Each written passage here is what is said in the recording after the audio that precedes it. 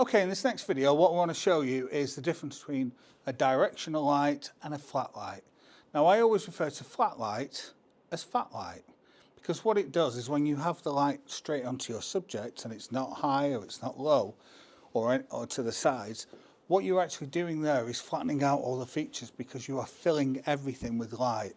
When you fill everything with light and you have no directional shadows, the face, for example, will lose the depth to it because the light is just going to be flat onto it, and you see shape in a 2D image, which is what we do when we take a picture. We create 2D from 3D.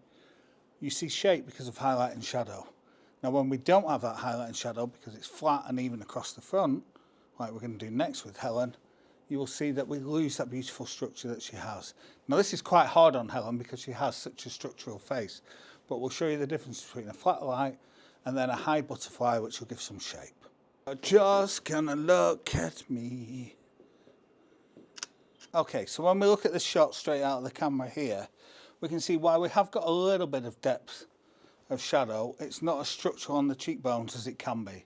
So what I'm going to do now is move the light up, create some directional light coming down, and you'll see the difference. Now what I've done is taken exactly the same position on the light, except I've now moved it upwards so the light is coming down from it. Simple change, big difference to the result. Now when we look at the original image, we do have a little bit of shadow under the nose, a little bit under the chin, but now I've taken the light up, you can see how we've got that perfect butterfly shadow, much more dimensionality, and look how much the cheekbones pop.